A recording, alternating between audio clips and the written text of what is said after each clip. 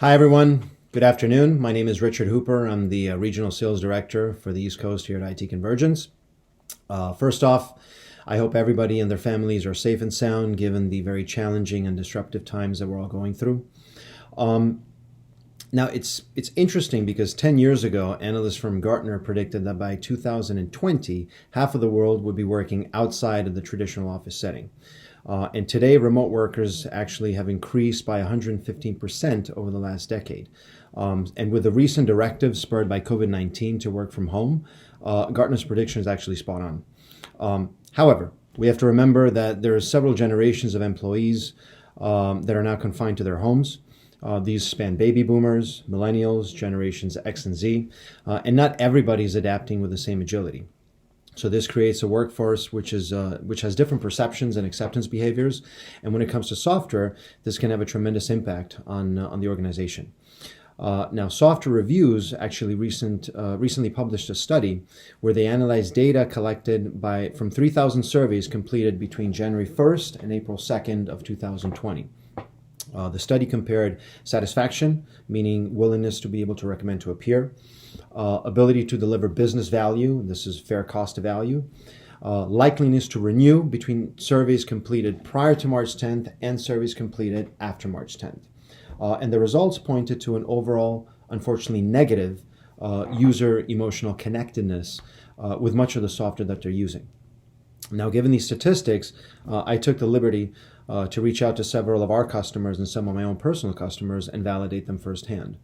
And my own results actually show that companies within specific verticals or industries are struggling more than others. For example, industrial manufacturing versus services oriented.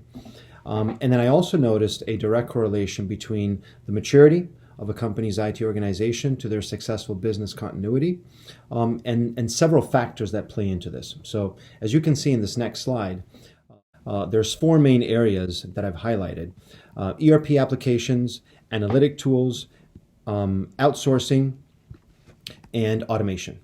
Now, as far as ERP applications, I've noticed that companies with disparate systems across both departments and geographies have a much harder time consolidating data and making strategic decisions during a disruptive event like COVID-19.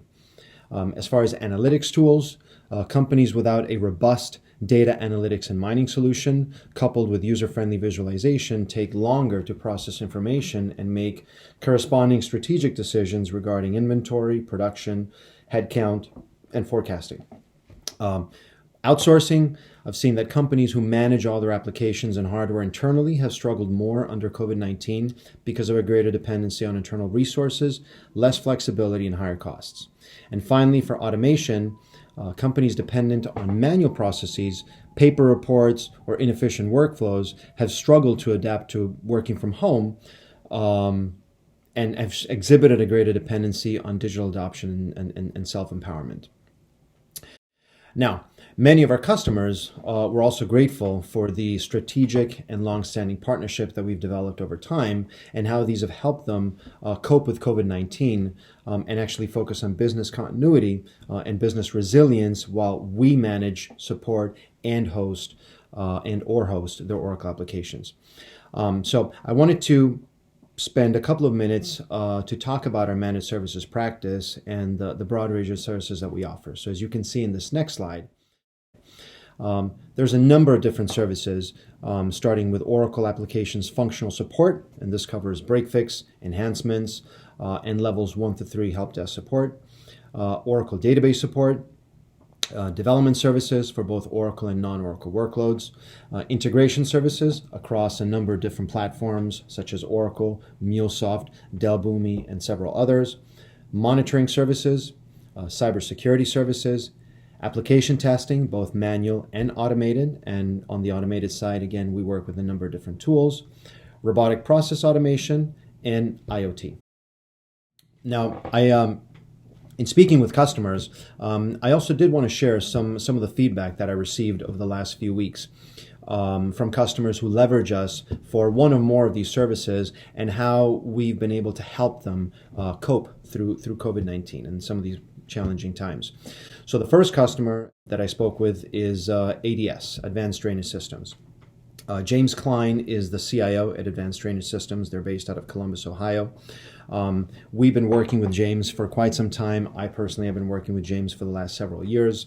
We've worked with ADS for over 5 years, and we've provided them with multiple services in both North America and Latin America when it comes to consulting, development, training, and most recently in managed services. So this is what James had to say, and I quote, "I have worked with IT Convergence across 2 different organizations, and as an IT leader, they provide the peace of mind which allows me to focus on strategic and forward-thinking decisions for my department and organization." So thank you, James, for your support and your partnership. The second customer that I spoke with in the last couple of weeks is Outfront Media. Outfront Media is one of my local customers here in the tri-state area. Derek Hayden is their VP of Data Strategy and Analytics. Outfront Media is another customer with whom I've been working with for a little bit over the last 5 years. We've provided them with consulting labor around their Oracle EBS applications, and we've also been providing them with managed services and hosting for the last 5 years.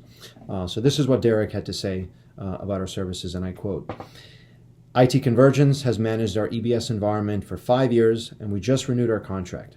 Partnering with IT Convergence brings us peace of mind, both for hosting and support of our Oracle applications." So I'm very happy that we can do that for you, Derek. And again, thank you for your partnership.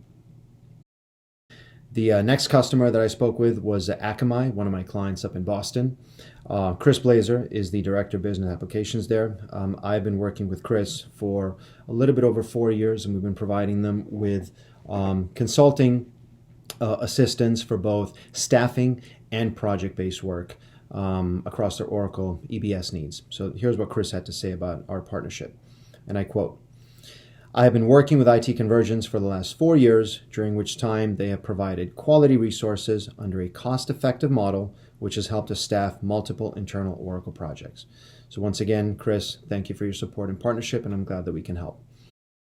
The next customer is Central Florida YMCA, one of our customers, not one of my direct customers, but one of our customers down in Florida.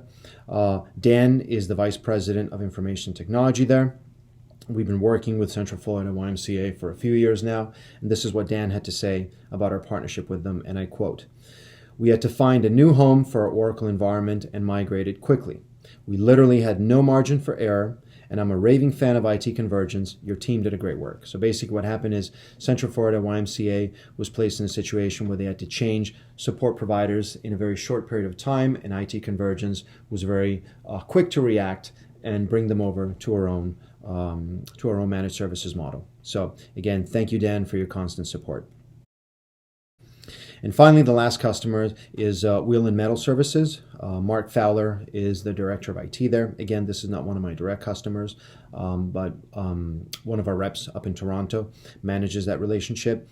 We've been working with Wheeland for the last couple of years, and this is what Mark had to say about our partnership with them. And I quote, "We have been working with IT Convergence around key Oracle initiatives, and they have provided quality resources under a cost-effective model. This has helped us staff and support multiple internal Oracle projects." So once again, Mark, thank you for your partnership and for your kind words.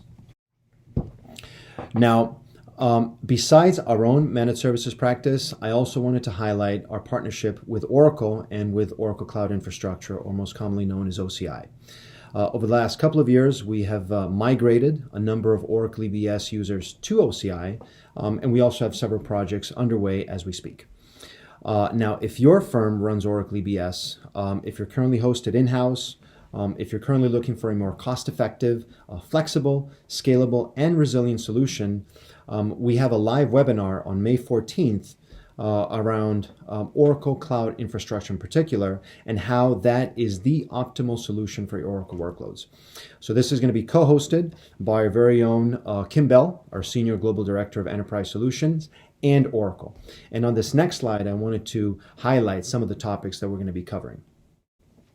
So as you can see, there's a number of areas, starting with key considerations about moving to the cloud, TCO analysis, understanding security architecture in OCI, how OCI empowers EBS at scale, the value of a trusted partner versus a service integrator, and then building a business case for your move to OCI. And on this next slide, I wanted to showcase some of the differentiators that OCI has when compared to other public cloud providers. So 50 cloud services, over 50 cloud services actually, 20 data regions for both commercial and government spanning 5 continents, industry-leading solid-state storage, second generation AMD chips, isolated network virtualization. So these are just some of the few differentiators. So OCI could be the solution that your company needs in order to get through these challenging times and ensure stability, growth, and success for both your team and your business. Now, when executed methodically based on tried and tested processes and workflows, managed services, whether it's with IT Convergence, whether it's with OCI or a combination thereof, can be as effective and successful as a ninja. So why a ninja? I took the liberty to bring up the definition of a ninja from dictionary.com, as you can see in this next slide. So a ninja is a person who is expert or highly skilled in a specified field or activity. And this is how I feel about our managed services practice and the team of resources that I work with on a daily basis. These are some of the differentiators that IT Convergence brings to the table through our managed services practice, keeping the definition of a ninja in mind. So you can see that there's 4 key areas that I've highlighted: scalability, flexibility, cost-effective, and business continuity. For scalability, I believe that for many organizations, support hours vary daily, weekly, monthly, or even seasonally, right? In several instances, hiring a new full-time resource doesn't make sense when the increase in support will only be temporary. In other cases, like what we're experiencing right now under COVID-19, many organizations, unfortunately, have been forced unwillingly to furlough or even lay off employees. And managed services proves to be a way to control, support, and accommodate for the peaks and troughs that are typical of support.